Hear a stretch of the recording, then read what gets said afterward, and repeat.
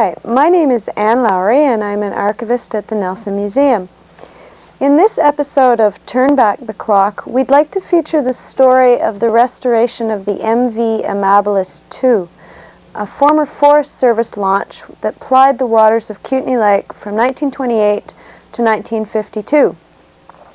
This project was made possible through the generosity of both local and corporate sponsors, such as the Ministry of Small Business, Tourism and Culture, BC Heritage Trust, Human Resources Development Canada, the Tourism Action Society of the Kootenays, the Ministry of Forests, Regional Office and District Office, the City of Nelson, Slocan Forest Products, Sign Pro, Kolesnikoff Lumber, Speedy Auto Glass, Ramsey's, the Ward Street Gallery, PRT Harrop Nurseries, Horizon Photo, Kootenay Glass, Overweighty Foods, Canada Safeway Limited, and individuals such as Dale Anderson, Rolly Anderson, Donovan Timbers, Art Joyce, and Peter Woods.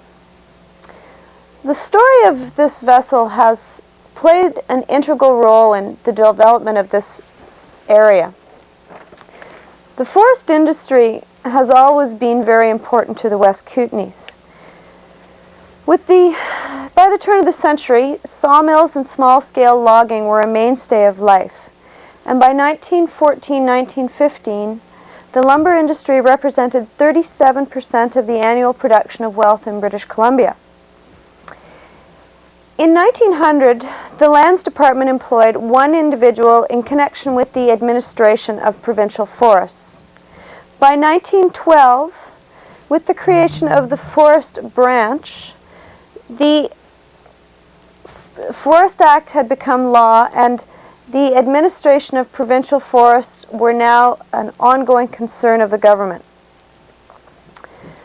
The policy of the Forest Branch was to encourage the development of a greater lumber industry for British Columbia, along lines which would promote the adequate and utilization of mature timber and safeguard the forests against unnecessary waste, provide adequate forest protection. The province was initially divided into 18 divisions, with the total area of the Nelson Division numbering 300,000 acres. A division was administered by a number of forest wardens employed on a seasonal basis, and the average area of the district patrolled by one man was about 900,000 acres.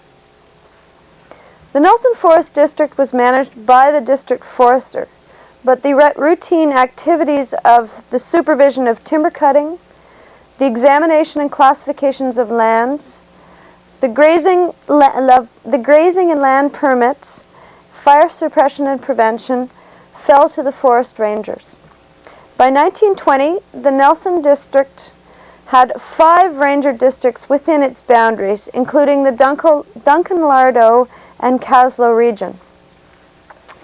In 1922, George Palethorpe was hired as the forest ranger for the Duncan-Lardo area.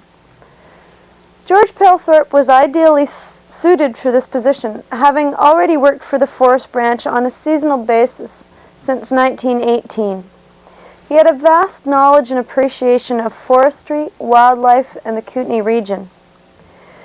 George Palethorpe and other forest rangers like him represented the backbone of the organization. A ranger had to be skilled in cruising, surveying, and logging. He had to be able to recruit, organize, feed, and manage large crews of firefighters, and to use his judgment as to when a fire should be attacked and when the expenditure of money on a forest fire was useless. When a fire struck, the ranger had the authority to draft men off the streets and put them to work firefighting. The ranger also had to be able to keep accurate records, explain the forest regulation to the Forest Branch clientele, write reports, and act as a diplomat for the Department of Lands. One of the many responsibilities of the forest ranger was to ensure regular contact was made with the lookout men posted in his district. Prior to the introduction of wireless, telephones were used for communication, and the maintenance of these lines and the corresponding trails were a constant source of work for Forest Branch personnel. In Mr. Palethorpe's first few years of employment, he covered his district and packed supplies into the lookout man on horseback. The Forest Service had begun to explore the use of launches and riverboats in the interior, and by 1925 they had acquired a 30-foot launch christened the Amabilis I, which Palethorpe used in his day-to-day activities. In all probability, this launch simplified Ranger Palethorpe's job, making sights on the lake quickly more accessible. In 1927, disaster struck. The boathouse at Grey Creek, where the Amabilis was stored, was struck by a vicious storm and collapsed, destroying the launch within. By October of 1927, members of the district office had begun to discuss the specifications of a new launch for Kootenay Lake with the Chief Forester's office in Victoria. The boat had to have a shallow yet heavy forefoot to allow for beach landings. She had to have an extra large cabin to provide for the transportation of up to 30 men and their equipment for firefighting, and a pilot house with a raised head to permit looking aft. The proposed engine was a Ballantine 25 to 35 horse gasoline marine engine, which would also drive the fire pump permanently mounted in the front of the vessel. The engine controls were to be mounted in the pilot house, which would make the launch a one-man control unit, and gas tanks had to be sufficiently large to carry not less than 2 barrels of gasoline, necessary because of the difficulty of securing gas on different parts of the lake. Although local companies such as Walton's and Roy Green were asked to submit bids to the Forest Service, the only company to actually submit a bid was the Erickson Boat Builders Limited of North Vancouver. On April 10, 1928, the Forest Service advised Erickson's that their bid of $3,880 was accepted and that the vessel would be expected in Nelson on June 14th, just in time for the commencement of the fire season. The shipyard suffered a number of setbacks during the construction of this launch, among them a boat builder's strike, which delayed the completion of the launch until July 14th, a month after the Forest Service had specified. The MV Amabilis was a 40-foot wooden launch with a 10-foot beam and a 3-foot draw.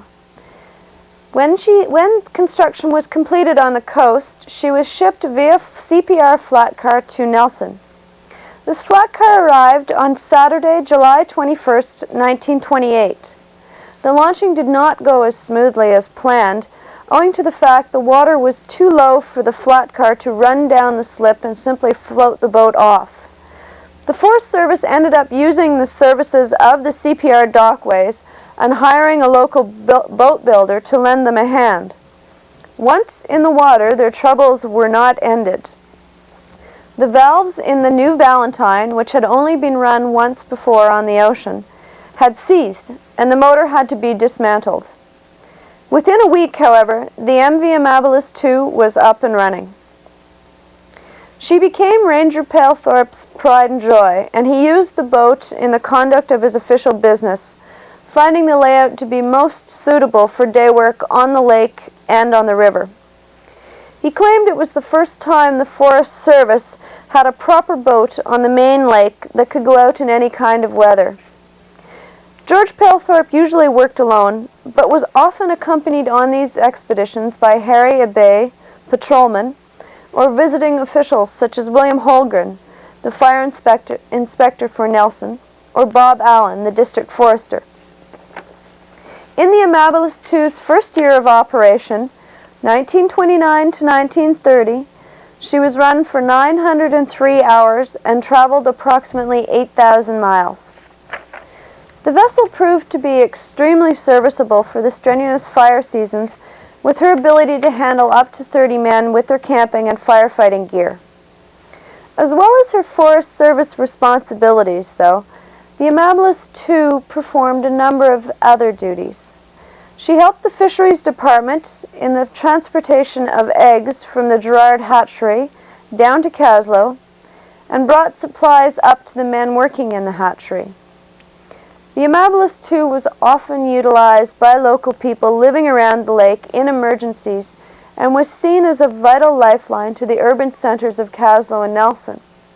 I've heard it said that the Forest Service was often called before the police. Frank H. Hill, who was the assistant ranger on the Duncan in the early 40s, claimed that the Forest Service and vis-a-vis the Amabilis II were quite involved with the whole welfare of the Lardo Valley. Caslow and the Lardo became the permanent harbor for the boat, although initially the Forest Service had reconstructed the ill-fated boathouse at Grey Creek. In 1939, the Amabilis was given a major overhaul on the ways in Caslow and refitted with a 40-horsepower Elsa Craig diesel engine, one of the first marine diesel engines in the area. Roy Green, the boat builder in Caslow, assisted in the process, although the Forest Service brought in Jim Blake, the mechanical superintendent in Victoria, to install the engine. At that time, the Forest Service discovered that the Amabilis II was replete with Phomous roseus, a type of dry rot that was usually only found in standing timber. They shipped samples off to the Forest Products Lab, who confirmed their suspicions. It appeared that the Ericsson's boat builders had purchased timber which contained this dry rot. The boat was repaired and put back in the water on March 27, 1936, and continued to service Upper Kootenay Lake. The new diesel gave the local rangers quite a bit of trouble right from the start. Fairbanks Morse, the Canadian distributor for the Elsa Craig, did not supply the Forest Service with many manuals or instructions on cold weather starting, leaving Ranger Palethorpe no choice but to pour boiling water over cloths laid on the engine until it was warm. A slow, messy job on a launch. The lack of availability of diesel fuel and a good diesel mechanic proved to be the undoing of the Elsa Craig, and by 1940, the Forest Service decided to install a simplex Ford gasoline engine with a marine conversion kit into the boat. The simplex Ford marine engine was a V8 with a 2-to-1 reduction gear. The reverse gear was Joe's planetary type with a high ratio reverse and double clutches, lubricated by the engine system. The fire pump, which had been in place since 1928, was replaced with a Wonder pulley pump, originally used in the White Pine, another Forest Service launch based out of Nakusp. The bugs had still not been ironed out by the fall of 1941, with Acting Ranger G.T. Robinson reporting that on the run from Caslow to Lardo, it was necessary to add 3 quarts of oil before making the return trip. Short periods of work and long periods of rest, a constant factor in the life of the ship, was definitely not good for a boat engine, and by 1941 it was recommended that the Amabilis II be refitted with a new engine. She was brought into Walton's Boat Works in Nelson for a complete inspection and rehaul, and they declared her to be fit for service for another 5 years. The engine was patched and pieced together by the local Ford dealership, but by 1941 a new block was required, and the Forest Service could not prolong the life of the Ford Simplex any longer. By 1952, the Forest Service determined that the Amabilis II had reached a point where the repair and upkeep did not seem economical, and they decided to sell it. The new road from Caslow to Lardo eliminated the need for a large launch like the Amabilis II, as the Forest Service had also purchased a new landing craft which was able to handle the transportation of large crews of forest fighters. It was felt that the replacement boat should be one suitable for ranger transportation only and should be faster than the Amabilis II. Now, you're probably wondering where the name of the Amabilis II came from. The Forest Service kept the tradition of naming all their launches after trees. So you had the white pine in the cusp, the conifer on the lower Arrow Lakes, and the Amabilis II in Nelson. When they purchased a new vessel, a smaller launch for Kootenay Lake, they decided to retain the name Amabilis and called their new launch Amabilis III. They officially changed the name of the Amabilis II to the Vanderhoof and sold it on July 7, 1952 to Kootenay Forest Products for $715. The Amabilis II, whose name now became the Vanderhoof, became better known as the Kootenay, but we'll save the story of the Kootenay for the next installation of Turn Back the Clock.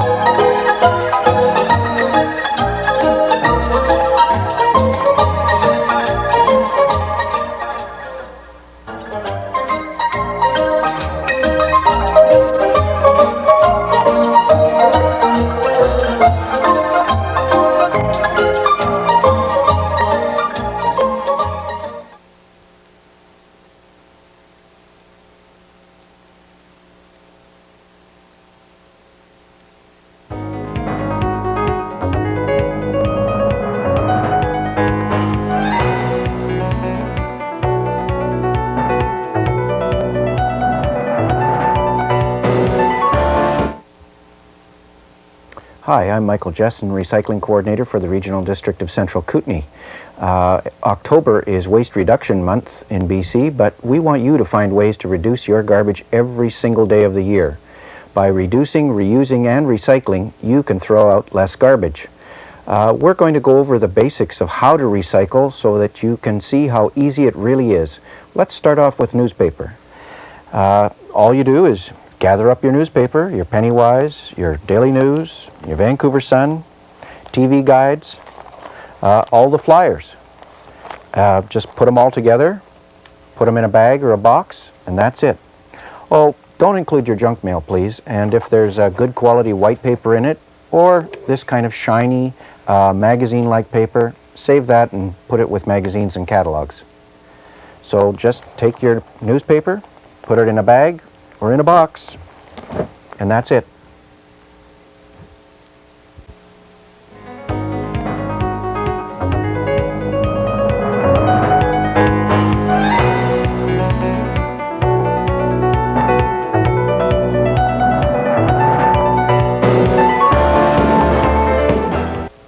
Hi, Michael Recycle again with another episode of Recycling 101, the basics of how to recycle.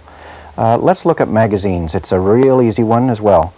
You just take your magazines, you take your catalogs, and you can take any kind of shiny, glossy paper like this that it feels thick. It's a magazine quality paper, including this kind of shiny stuff that you may have received in your newspaper. Keep this shiny stuff all together and put it in a bag or a box, and you're done. Remember that October is Waste Reduction Month in BC, but the Regional District wants you to find ways to reduce your garbage every single day of the year. By following the 3 R's, you'll be throwing out less garbage.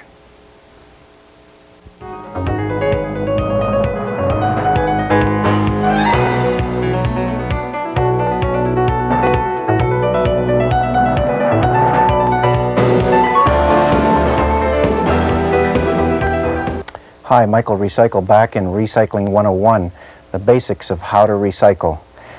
We're going to look at mixed paper, and mixed paper can save you an awful lot of garbage. What exactly is mixed paper? Well, we've got paper egg cartons, we've got crumpled up newsprint. This came from a meeting where they recorded all of the agenda and stuff like that on it. Brown paper bags, the wrapping paper for toilet paper, the toilet paper core, any box board. Box board is this type of material, can include cereal boxes, laundry boxes, a box your toothpaste comes in. We also can include any kind of drawing paper that your children draw on, any construction paper. Doesn't matter if there's a little bit of Scotch tape on it. And you can also put all of your envelopes into mixed paper. Doesn't matter if they've got windows, whether they've got name labels, or whether there's any Scotch tape on it. Notepad backing, that's also mixed paper. And if you're one of those writers that likes to paste and cut while they're putting together a memo or a letter, this type of paper from your writing should go in mixed paper because it's got that Scotch tape on it. There are some types of paper that should not go in mixed paper, and one of them is this cat food bag that's got a plastic liner in it. Also, don't include any waxed milk cartons or any drink boxes. These are not made of paper alone. They've got a lot of other composite materials, and they can't be recycled with mixed paper. Remember that October is Waste Reduction Month in BC, but RDCK would like you to reduce your garbage every single day of the year. By following the 3 R's, reduce, reuse, and recycle, you can cut back on your garbage tremendously. Thanks very much.